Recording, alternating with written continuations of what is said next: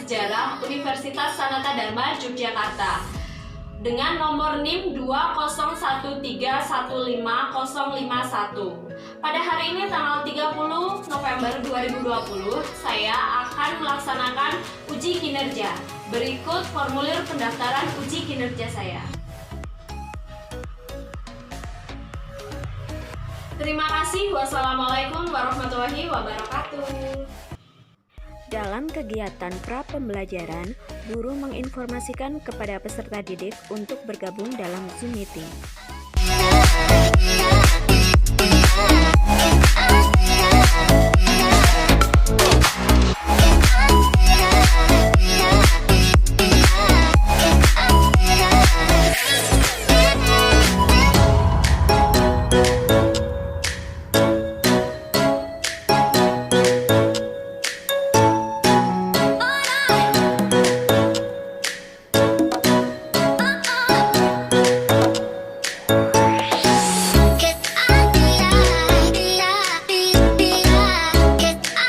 Assalamualaikum warahmatullahi wabarakatuh.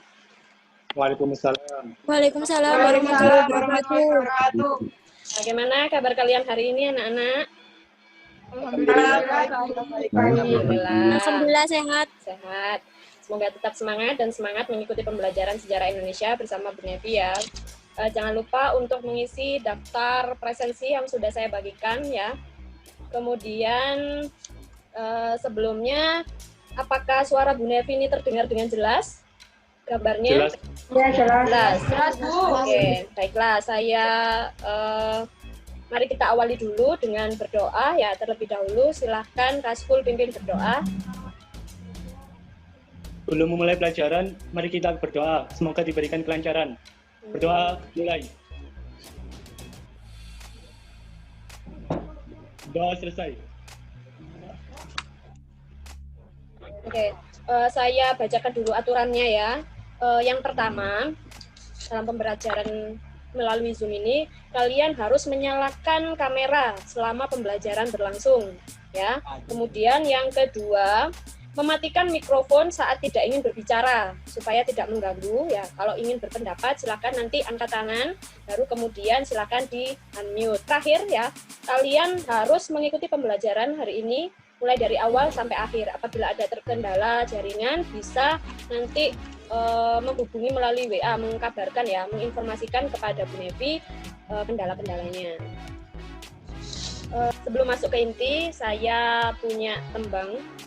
Bocah pinter, cok nganti keblinger, yo sinau sing mituhu marang dawuhe guru. Jadi tetap belajar yang rajin, ada yang sudah merasa mampu menguasai materi, jadi saling bekerja sama dengan yang belum bisa ya, saling menjadi kayak tutor sebaya dengan teman-temannya. Dan yang paling penting itu harus nurut sama gurunya, gitu ya. Ada yang masih ingat pembelajaran mengenai minggu lalu? Pembelajaran kita minggu lalu itu apa ya? Tentang apa?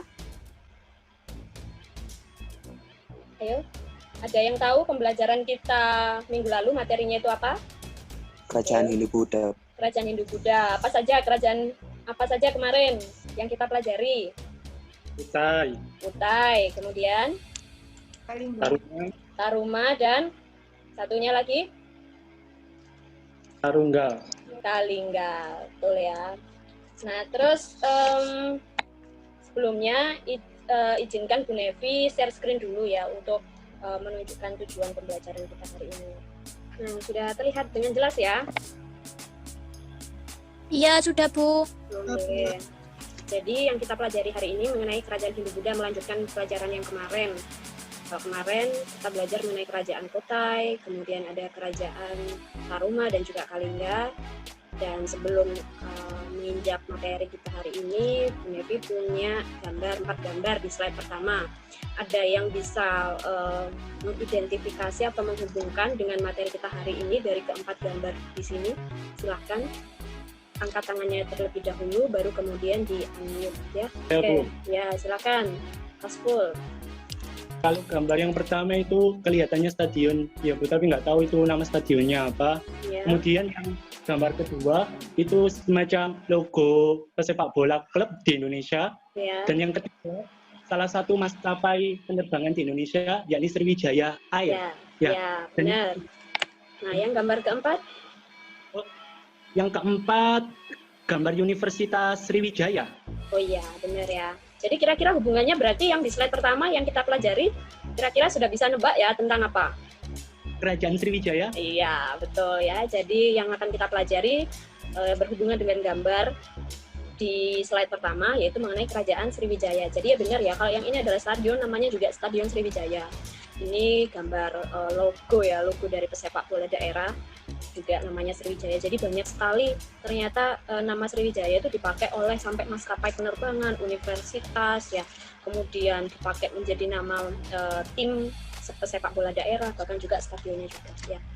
Oke, pintar, good, gaspol. Lanjut yang di gambar slide kedua, silakan yang lainnya bisa menghubungkan juga dengan apa yang kita pelajari ya. Kerajaan apa sih kalau melihat keempat gambar ini yang akan kita pelajari hari ini? Silakan. Siapa? Salsabila mungkin? Ya, silakan. Salsabila. Kalau yang slide pertama ini Candi Borobudur ya. Ya, Terus kemudian yang slide keempat ini Prambanan. Yang slide Ya. kedua sama ketiga nggak tahu. Oke, nggak tahu. Oke, silakan yang lainnya mungkin ada yang bisa membantu Salsa. Kayaknya kamu pernah kesini. Yang di gambar 3, gambar 2 sama gambar 3. Kalau yang pertama jelas gambar Borobudur, yang keempat Candi Prambanan, yang kedua sama ketiga siapa? Barangkali ada yang tahu? Atau mungkin pernah mengunjungi? Silakan langsung di-unmute saja, nggak apa-apa. Angkat tangan terlebih dahulu. Angkat tangan dulu siapa? Dwi Amalia, Bu. Dwi Amalia ya, sebutkan nama ya. Kemudian ya, silakan Dwi Amalia. Yang gambar nomor berapa, Dwi? Gambar nomor 2 sama gambar nomor 3 itu Candi Sewu, Bu. Yang nomor 3 Candi Sewu, yang nomor 2? Ayo, Kurang tahu, Bu. kurang tahu. Yang lainnya mungkin. Saya, Bu. Ya, Kaskul, apa Kul? Yang kedua itu kalau nggak salah Candi Candi Kalasan, Candi Sewu. Ya, Candi Sewu, betul. Kemudian Dan yang ketiga itu Candi Plosan. Nggih. Kausan. Nggih. Ya, betul ya. Jadi kira-kira materi apa yang kita pelajari hari ini kalau melihat gambar di slide kedua? Kerajaan Mataram. Kerajaan Mataram. Mataram apa? Ayo, Mataram ada dua ya penyebutannya, ada Mataram kuno sama Mataram Islam. Nah, kalau yang seperti ini ada candi-candinya berarti yang Mataram kuno apa yang Islam? Mataram kuno. Ya, itu Mataram kuno. Jadi yang Hindu, jadi ada penyebutan. Jadi untuk membedakan gitu ya, antara Mataram kuno sama Mataram yang bercorak Islam itu ya ada embel-embelnya tadi. Kalau yang Hindu ditambahi kuno karena memang lebih dulu. Kemudian kalau yang Islam itu ya ditambahi dengan Mataram Islam. Oke, good. Lanjut di slide ketiga. Silakan. Kalau melihat keempat gambar ini, ada yang bisa menghubungkan dengan apa yang kita pelajari hari ini. Materinya itu apa? Ayo. Siapa? Angkat tangan dulu. Vidya mungkin? Vidya? Gambar apa? Yang di slide Yang ketiga. ke satu tuh gambar lambangnya UNER. Ya, terus kemudian yang kedua. Wanda Putri. Ya, Wanda Putri, silakan Wanda. Kalau yang saya tahu gambar 1 itu lambangnya UNER, yang kedua itu sumber data yang ada di Kabupaten Pasuruan. Terus yang gambar ketiga itu masuk Kota Nganjuk dan yang gambar keempat itu Museum Anjuk Ladang. Ya, Museum Anjuk Ladang. Terus kira-kira apa yang akan kita pelajari hari ini ya dengan melihat gambar keempat gambar ini? Sepertinya ada kesamaan, Bu. Kota Nganjuk dengan Anjuk. Oh iya ya, hampir mirip ya. Ada kata Nganjuk sama Anjuk. Nah, kira-kira hubungannya dengan materi kita apa? Kok ada kata Nganjuk ya? Apa yang akan kita pelajari ya? Yuk. Ayo. Kerajaan Medang Kemulan, Bu. Medang Kamulan ya, bukan Medang Kemulan ya. Medang Kamulan ya. Betul. Jadi tujuan pembelajaran kita hari ini yaitu melalui kegiatan pembelajaran model discovery learning secara daring menggunakan diskusi dan tanya jawab, siswa dapat yang pertama mengidentifikasi kerajaan-kerajaan bercorak Hindu-Buddha di Indonesia dengan tepat.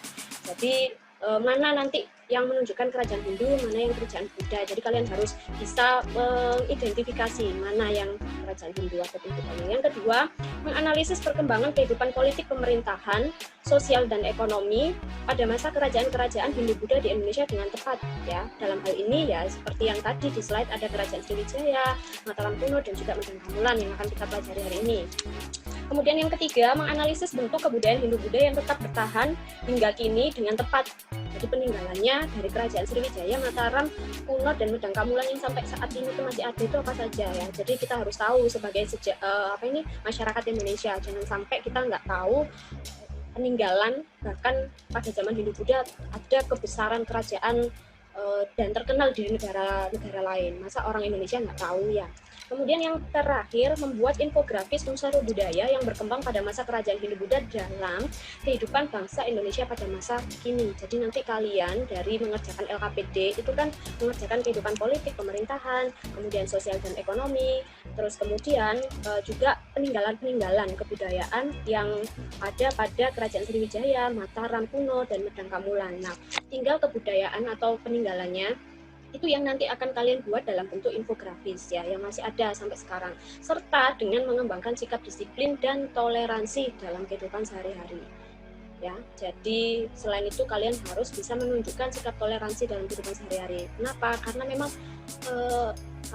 zaman dulu kerajaan-kerajaan saja yang bercorak Hindu-Buddha bisa menunjukkan sikap toleransi yang tinggi antar umat beragama. Jadi nggak mungkin, maka dari itu juga kenapa orang Indonesia bisa hidup di tengah banyaknya agama yang ada di Indonesia, gitu ya.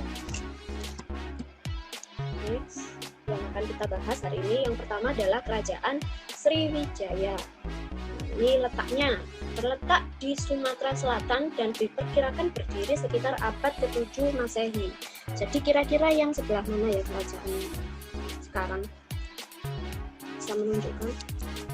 Sekitaran Selat Malaka, Bu. Ya, dekat dengan Malaka ya, berarti ini loh, tepatnya di Palembang ya. Nah, jadi kerajaan Sriwijaya ini ada hubungannya dengan kerajaan Melayu. Ya, bahkan dulunya kerajaan Sriwijaya itu berhasil menaklukkan kerajaan Melayu. Gitu. Nah, sumber-sumbernya peninggalannya kok bisa mengenai kerajaan Sriwijaya itu didapat dari mana? Nah, kita lanjut ke slide berikutnya. Yang pertama itu ada dari sumber luar negeri. Jadi tidak hanya dari dalam dan juga maksudnya itu dari dalam negeri saja, tapi ternyata dari luar itu pun memberitahu bahwa ternyata ada loh kerajaan yang bernama Sriwijaya di Indonesia. Yang pertama ada berita Arab, yang kedua ada berita Tiongkok, yang ketiga ada berita India ya.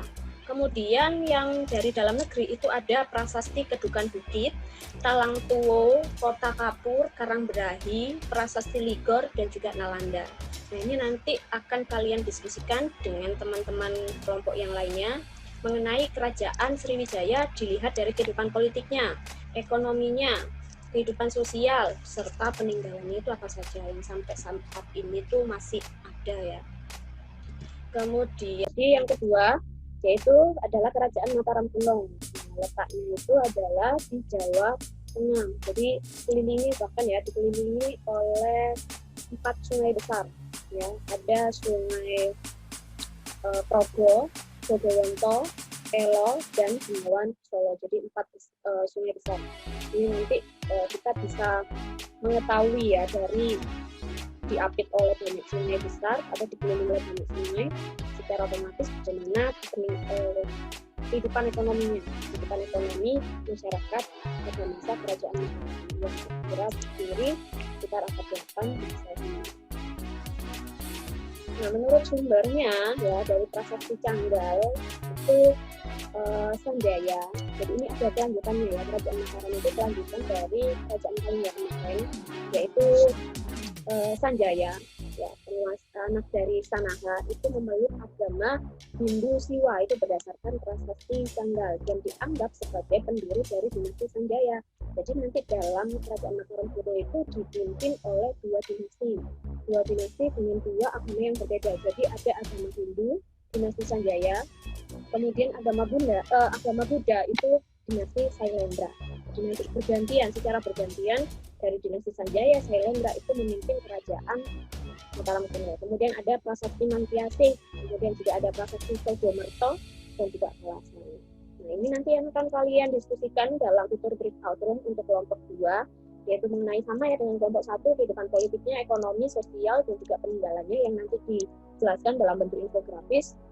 Itu untuk kelompok 2 nanti. Yang kemudian yang ketiga adalah Kerajaan Medang Kamulan. Nah, Kerajaan Medang Kamulan itu ternyata ya juga ada hubungannya dengan Kerajaan Mataram Kuno. Nah, hubungannya apa? Ya, silakan Nabila Zeng. Hubungannya yaitu Empu Sindo memindahkan Kerajaan Mataram Kuno Jawa Tengah ke Jawa Timur dan terjadi perebutan tahta serta bencana gunung meletus. Ya, jadi akibat dari bencana alam dan juga perebutan tahta sendiri di Mataram Kuno yang ada di Jawa Tengah, akhirnya kayak terjadi huru hara sehingga kayak tidak kondusif lagi kalau misal Kerajaan Mataram Kuno itu tetap ada di Jawa Tengah. Tambah lagi, Mataram Kuno itu sudah berhasil menguasai Jawa Timur, wilayah Jawa Timur. Ya, kemudian dipindahkanlah ke Jawa Timur oleh menantu Wawa yang bernama Empu Sindo ya. Nah, letaknya Kerajaan Medang Kamulan itu adalah terletak di sebuah desa dekat kota Jombang, Jawa Timur, dan diperkirakan berdiri sekitar abad ke-10 Masehi ya.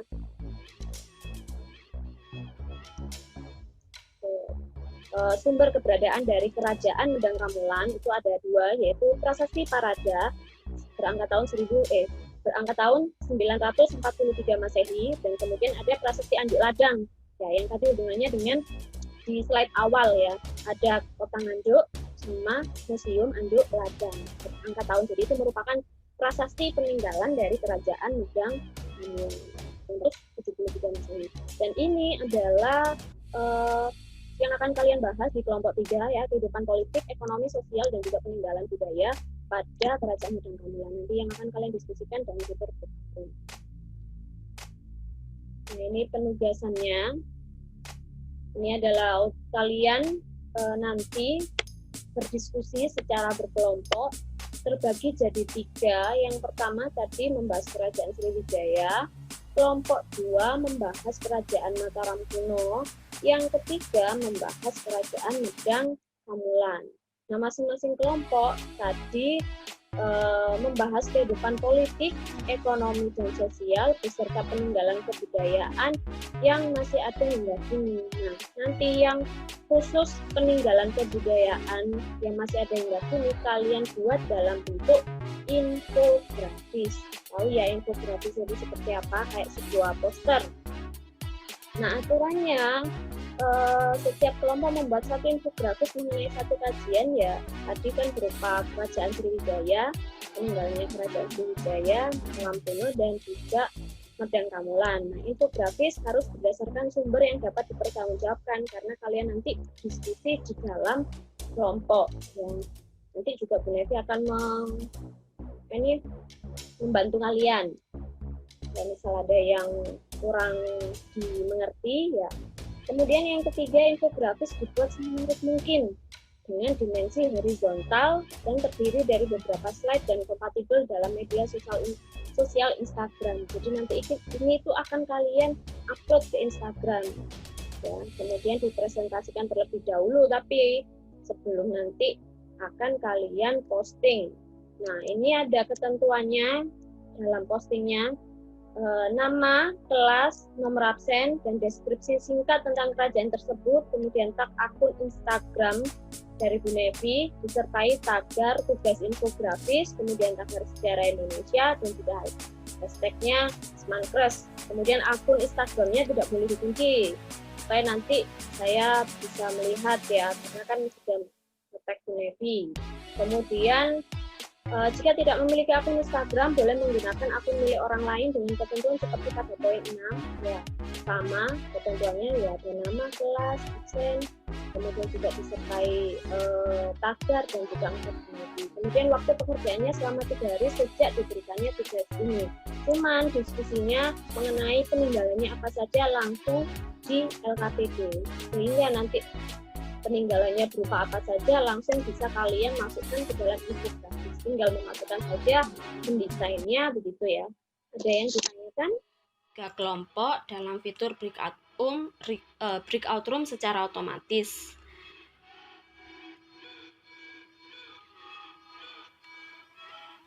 Satu, 2, 3, 4, 5, 6. 1, 2, 3, 4, 5, 6. 1, 2, 3. Oke, saya open all rooms. Kalian akan nanti masuk ke dalam fitur breakout room. Jangan lupa jangan dimatikan ya kameranya. Nanti kalian diskusi LKPD-nya di fitur breakout room. Kelompok 1 nggih. Ayo silakan full. Kelompok 1 berarti Sriwijaya nggih. Silakan. Yuk. Gimana pembagiannya, tugasnya, LKPD-nya? Pembagiannya ya, silakan. Guys, kita kan satu kan ya, ada berapa anggota ini? 1, 2, 3, 4, 5. Jadi bidang ekonomi, sosial, sama politik. Kita bagi ya, ada yang satu bidang 2 anak, satu bidangnya 1 anak. Aku aja nggak apa-apa yang satu bidang. Oke, yang anak. Kamu bagian apa, Ful? Yang bagian apa? Kalau yang politik? Saya bidang politik. Oh, politik, apa tidak butuh bantuan? Enggak, Oke. Bisa lihat nanti buku atau di Google kan juga bisa. Oke, ya. Terus kemudian setelah politik, sosial ekonominya siapa? Kamu tunjuk siapa yang bagian membahas? Sosialnya Hervi sama Dwi. Hervi sama Dwi. Oke, ya. Kemudian yang ekonominya Wanda sama Anissa. Oke. Peninggalannya nanti kita rembuk bersama saja, Bu. Satu kelompok. Ya, nanti yang dibuat untuk infografis ya. Jangan lupa buat semenarik mungkin. Silakan mulai ditunjukkan dari hasil diskusinya. Kalau yang politik itu bagaimana? Biar bisa koreksi sedikit. Kerajaan Sriwijaya dalam bidang politik itu garis besarnya seperti pemerintahannya menganut sistem dinasti atau Dapunta yang Sri Jayapanaga berhasil memperluas wilayah Sriwijaya hingga ke Minangkabau. Minangkabauan ya benar. Jadi memang Dapunta yang itu adalah pendiri dari dinasti di Sriwijaya ya. Terus itu kemudian yang mencapai masa kejayaannya dipimpin oleh siapa? Raja siapa? Itu dijelaskan nggih? Iya, Bu. Ya, oke. Terus kemudian ekonominya, sosial ekonomi bagaimana?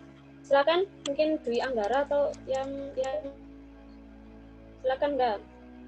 Ada nggak? Kamu buka nggak yang ininya? Si apa ini LKPD-nya? Oke, silakan. Ibu.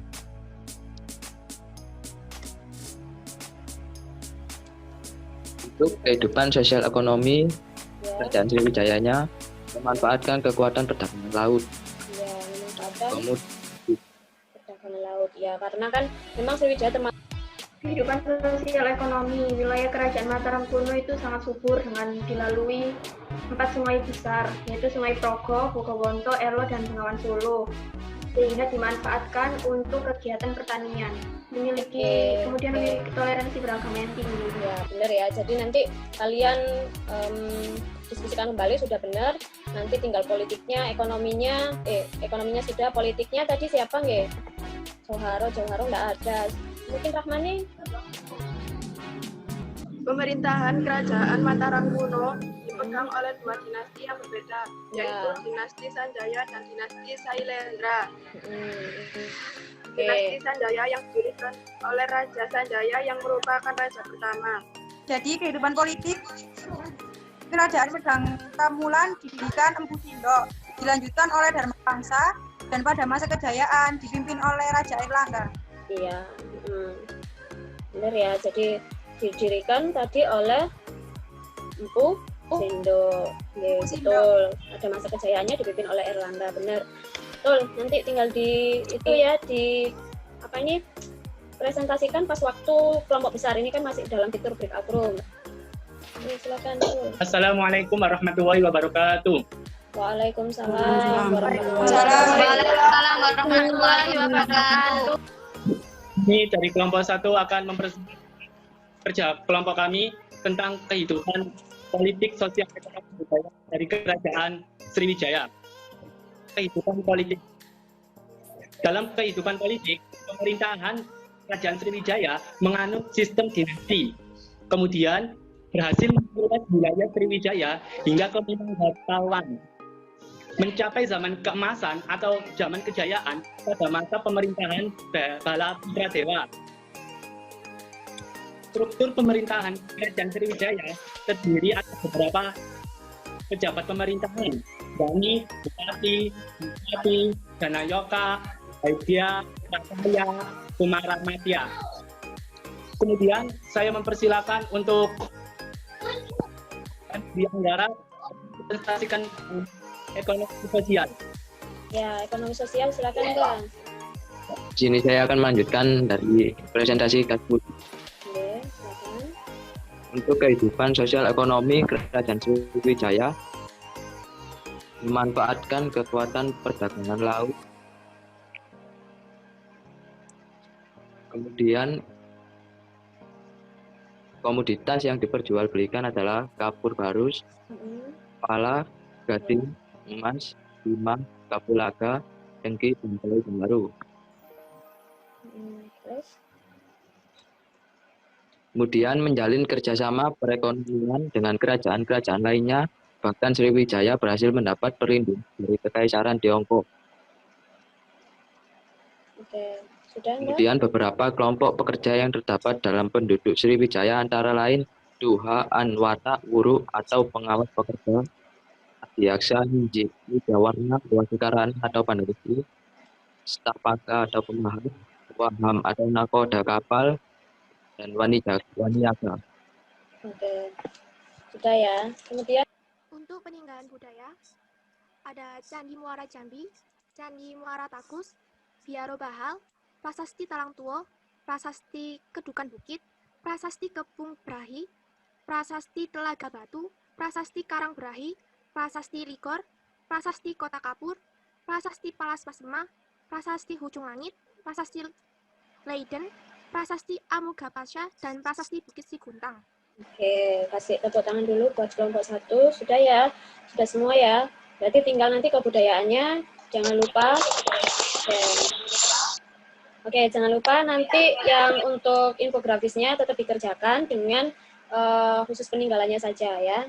Yang pertama bisa sumbernya, yang kedua prasastinya yang di slide pertama, yang di slide kedua itu bisa kalian pakai kayak candi-candinya, peninggalannya begitu. Baik. Barangkali ada yang ditanyakan dari kelompok 1? Barangkali ada yang ditanyakan dari presentasi kami, silakan.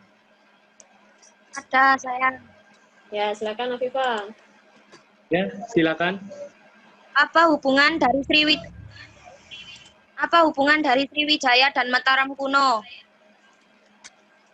Apa hubungan antara Sriwijaya dengan Mataram kuno? Ya. Hubungannya ya ini Sriwijaya dan terdapat pernikahan Tunggadewa dan Bangsa Saidina dengan Dewi Tara, putri Raja dari Dharma dari Sriwijaya. Dan itu ada hubungannya dengan Kerajaan Mataram kuno atau Kerajaan Sriwijaya. Gitu ya, benar ya. Jadi memang ada hubungannya antara Sriwijaya dengan Kerajaan Mataram, di mana Bala Putradewa itu merupakan anak dari Samaratungga. Ini ada menikah dengan Rakyat Pikatan, di mana Rakyat Pikatan itu merupakan dari dinasti Sanjaya, istilahnya putra mahkota. Jadi dari Sailendra Pramodyawardhani dinikahkan dengan dinasti Sanjaya untuk menyatukan dua dinasti ini dengan pernikahan politik itu. Dari pernikahan politik itu akhirnya Bala Putradewa mengalah, kemudian pindah ke Sriwijaya, bahkan dia menjadi raja terbesar yang membawa kerajaan Sriwijaya menjadi kerajaan terbesar di Indonesia pada aliran Buddha ya. Sekian dari presentasi kelompok kami. Jika tidak ada yang dipertanyakan lagi, kami tutup. Wassalamualaikum warahmatullahi wabarakatuh. Waalaikumsalam. Oke, kasih tepuk tangan dulu buat presentasi kelompok 1. Oke, lanjut kelompok 2, silakan. Siapa? Saya. Assalamualaikum warahmatullahi wabarakatuh. Waalaikumsalam warahmatullahi wabarakatuh. Kelompok 2. Kami dari kelompok 2 akan presentasikan hasil yaitu mengenai yang pertama kehidupan sosial ekonomi. Jawaharo yang akan mempresentasikan, silakan Jawaharo. Assalamualaikum warahmatullahi wabarakatuh. Saya Jawahar Nabila akan meneruskan presentasi dari salah satu dari sosial ekonomi, dan saya akan mempresentasikan tentang kehidupan politik dari Kerajaan Mataram Kuno. Jawahar Nabila dari kelompok 2 akan melanjutkan presentasi dari Salsabila, yaitu tentang kehidupan politik Kerajaan Mataram Kuno. Kerajaan Mataram Kuno kelanjutan dari Kerajaan Kalinga yang dipimpin oleh Raja Sanjaya. Kerajaan Mataram Kuno dipegang oleh 2 dinasti, Sanjaya Hindu dan Shailendra Buddha. Rakai Panangkaran Sanjaya, Dharanindra Shailendra, Samaragrawira Sanjaya, Samaratungga Shailendra, Rakai Pikatan Sanjaya, Rakai Kayuwangi, Rakai Watubang, Dyah Belitung, Tri Maharaja Daksa, Dyah Tulodong, Dyah Wawa Sanjaya. Sudah, silakan untuk yang budaya ya belum, silakan. Siapa? Kemudian untuk peninggalan budaya akan dipresentasikan oleh Rahmani Nur Cahya. Silakan Rahmani, peninggalannya. Peninggalan budaya Candi Arya Sastra itu ada prasasti Cangkih, prasasti Keluk, prasasti Tujomerto, prasasti Gondosuli, Candi Borobudur, Candi Prambanan, Candi Sewu, Candi Mendut, Candi Pawon, dan Candi Bima. Oke, sebenarnya masih banyak ya dari peninggalannya Kerajaan Mataram Kuno. Itu silakan nanti ditambahkan untuk menambahkan untuk infografisnya begitu ya. Barangkali ada yang ditanyakan untuk kelompok 2, silakan. Perkenalkan, saya Muhammad Kasful dari kelompok 1 ingin bertanya pada kelompok 2. Ya. Nama lain atau sebutan lain dari Kerajaan Mataram Kuno itu apa? Silakan jawab. Izin menjawab. Nama lain Kerajaan Mataram Kuno adalah Bumi Mataram. Oke, benar ya. Kalau yang itu merupakan pecahan ya. Pecahan memang Mataram Kuno itu pecahan dari Kerajaan Kalinga. Jadi yang bagian utara itu namanya Bumi Mataram, sedangkan yang bagian selatan itu Bumi Sambara. Jadi kesimpulannya apa materi kita hari ini? Silakan kesimpulannya. Kesimpulan yang dapat kita ambil dari pembelajaran kali ini, kita dapat mengetahui keadaan kehidupan, baik dalam bidang politik, sosial, ekonomi, ataupun budaya, berdasarkan peninggalan Kerajaan Hindu-Buddha, terutama dari Kerajaan Sriwijaya, Mataram Kuno, serta Medang Pamulan. Ya, betul. Ada yang menyimpulkan kembali? Silakan. Yang dapat saya simpulkan dari materi ini, yaitu munculnya pemerintahan kerajaan yang berdarah Hindu-Buddha di Indonesia. Tidak terlepas dari pengaruh kebudayaan India. Kebudayaan India itu bersentuhan dengan kebudayaan Indonesia. Bersentuhan kebudayaan ini terjadi sebagai salah satu akibat dari adanya hubungan Indonesia dengan India. Persentuhan ya. kebudayaan ini terjadi sebagai salah satu akibat dari adanya hubungan yang dilakukan oleh orang India dengan orang Indonesia atau sebaliknya. Hubungan itu berawal dari kegiatan perdagangan sehingga pengaruh-pengaruh kebudayaan India dengan Buddha masuk ke Indonesia. Oke, good. Jadi kesimpulannya memang kita akhirnya tahu bagaimana sih kehidupan kerajaan dulu, kebesaran, kejayaan pada masa kerajaan Hindu-Buddha, dan itu nanti kita bisa refleksikan. Nah, siapa yang bisa merefleksikan dari materi kita hari ini? Nabila, Nurul Ain? Saya, Bu. Ya, silakan Vidya. Saya, Bu. Ya, Vidya, silakan. Dari ketiga kerajaan, saya mendapatkan nilai-nilai di antaranya semangat persatuan dan menghargai perbedaan beragama. Oke, yang lainnya mungkin? Silakan. Nabila Zain. Saya, Bu. Oke, Nabila. Ya. Nilai-nilai yang dapat saya ambil dari pembelajaran hari ini yaitu pentingnya menjaga solidaritas bangsa untuk menjaga keutuhan KRI. Ya, oke. Baik, Ibu simpulkan dan juga refleksikan ya dari materi kita hari ini. Jadi, untuk menambahkan saja, dari Kerajaan Sriwijaya itu kita bisa belajar tentang kegigihan ya. Kegigihan dari Kerajaan Sriwijaya itu mencapai keberhasilannya dengan membawa Kerajaan Sriwijaya menjadi kerajaan maritim terbesar, kerajaan Buddha terbesar di Indonesia. Sampai ke luar negeri beritanya.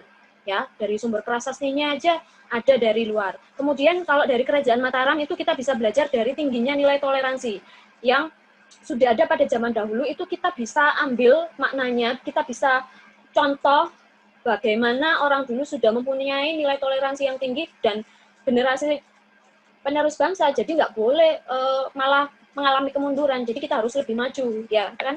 Makanya kita harus belajar sejarah itu untuk memperbaiki masa lalu, untuk dijadikan peningkatan ya, kebaikan, pelajaran untuk kita di masa yang sekarang dan juga masa yang akan datang. Dari Kerajaan Medang Kamulan, kita belajar nilai toleransi juga, karena tadi Mpu Sindok berhasil mengumpulkan kitab Buddha aliran Tantrayana yang bernama Sang Hyang Kahamayanikan ya. Sedangkan Mpu Sindok sendiri itu adalah penganut agama Hindu. Kok bisa ya malah mengumpulkan? Jadi toleransinya sudah cukup tinggi, jadi patut untuk kita contoh dan kita terapkan dalam kehidupan sehari-hari. Kemudian juga kita harus berjiwa besar dalam menerima keputusan serta tidak kalah pentingnya itu menjaga persatuan dan kesatuan, karena di Kerajaan Medang Kamulan sendiri kan ada perpecahan itu antara anaknya Airlangga ya, yaitu antara dua putranya dari sama-sama dari Selir, supaya tidak terjadi perpecahan dalam Kerajaan Medang Kamulan. Kemudian pecah itu Kerajaan Medang Kamulan, ada Kerajaan Kahuripan yang ada di Sidoarjo, kemudian sama Kerajaan Kediri gitu ya. Jangan lupa untuk mengisi kuis ya, kuis yang ada di Google Form, kemudian juga itu juga ada di Google Form untuk penilaian sikapnya.